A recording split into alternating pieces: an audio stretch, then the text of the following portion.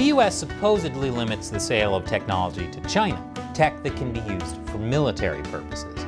The reality is vastly different.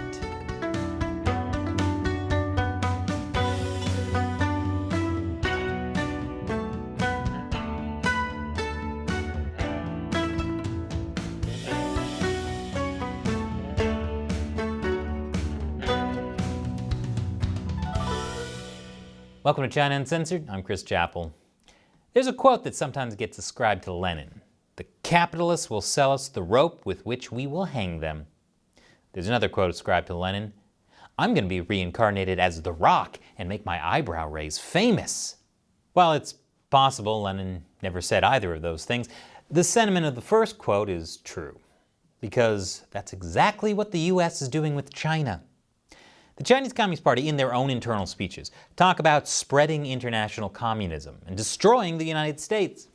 And the US is selling them the technology they need to do it. I guess because to make money was either this or delivering for Postmates. No tip again? That's it, I'm selling China some rope. And by rope, I mean sensitive military technology. The US continues to send to China an array of semiconductors, aerospace components, artificial intelligence technology, and other items that could be used to advance Beijing's military interests. Now you're probably thinking what I first thought. Doesn't the US have all kinds of export restrictions on selling sensitive technology to China? Especially things with military potential? And isn't the Commerce Department always adding Chinese companies to the entity list? A list of foreign companies and people the US puts trade restrictions on? The answer is yes, but no. On paper, yes, the US has all kinds of restrictions on trade with China. For instance, in 2018, Congress passed the Export Control Reform Act. It put a bunch of restrictions on emerging and foundational technologies, things like AI and quantum computing. China is known for IP theft, so we really don't want to be selling them that technology. Although, maybe we can sell them the DALL-E art generator thing. Steal away, China. You can have this monstrosity. Plus, there's the entity list, which lists specific Chinese companies that US companies can't sell things to, either because they do things like use slave labor or they're connected to China's military. Now, I always thought the whole idea of the entity list was stupid, because the Chinese Communist Party has what it calls military-civil fusion. According to the US State Department, this eliminates barriers between China's civilian research and commercial sectors and its military and defense industrial sectors. In other words, there's no distinction in selling sensitive technology to private Chinese companies versus the Chinese Communist Party's military. The military can just take any piece of sensitive technology sold to any private Chinese company. But it turns out the entity list is stupid for more reasons than I thought. Get this. According to a Washington, D.C.-based research and data analytics firm, there are tens of thousands of Chinese entities that may meet the U.S. criteria for military end-user export restrictions. In other words, they should probably be on the entity list. Out of those tens of thousands, guess how many are currently on the Commerce Department's entity list? I'll give you a moment. It's 70. That's right, 70 out of potentially tens of thousands. And it gets worse. Just because one of these companies is on the entity list, that doesn't mean US companies can't sell to them. They just need to get a license. And the Commerce Department usually grants it. Because who wants to drive for Postmates when you can be selling noose rope? For the entirety of US exports to China in 2020, Commerce officials required a license for less than 0.5%. Of that fraction, the agency approved 94% of applications for technology exports to China. That's how, in less than a year, the Commerce Department granted $100 billion worth of export licenses to US companies that supplied telecom giant Huawei and China's largest chip maker, SMIC. Those are military-linked Chinese companies. That's why they're on the entity list, which apparently means nothing. It's profit over self-preservation.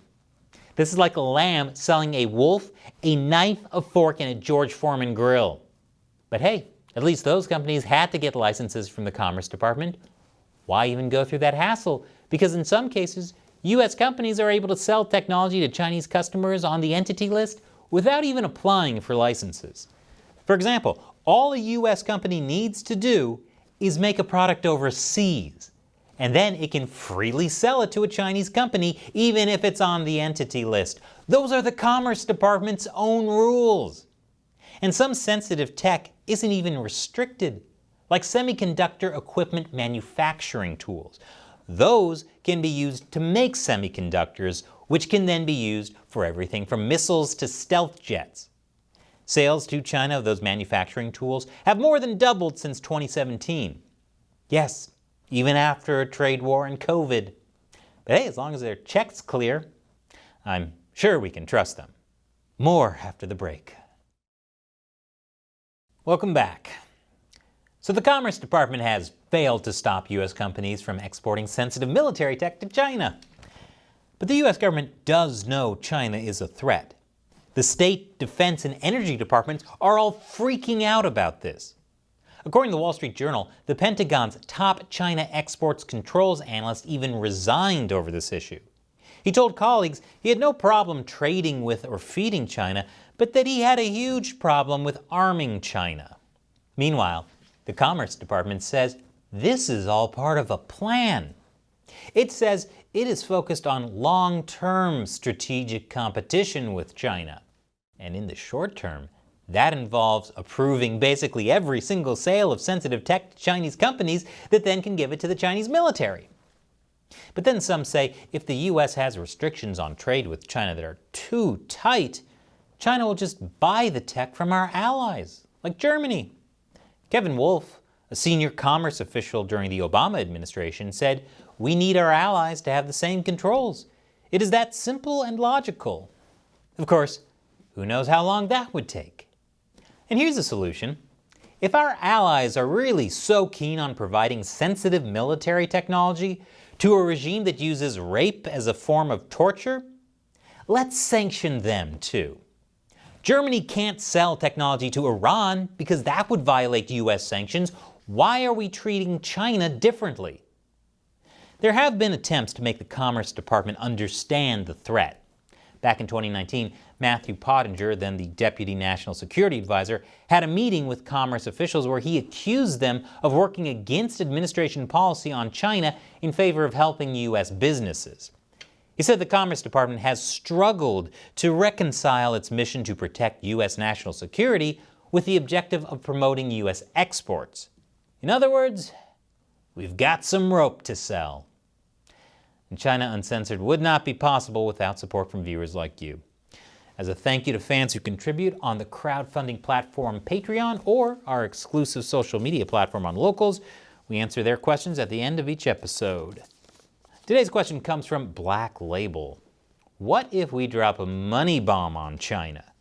I know the CCP controls all aspects of their economy, but what if we drop counterfeit yuan all over the country? Would that be too much for the CCP to handle? I love that question. Also, are you the Joker by chance? So I think this question really gets to the heart of the matter. If the U.S. did something like that, it would mean there had been a societal level decision that the Chinese regime was an enemy that needed to be destroyed. And as you can see from the Commerce Department, there's a lot of powerful people that just don't view China that way. Here's actual footage of exactly how they view China. Basically, you're asking, why doesn't the U.S. just blow up the Chinese economy?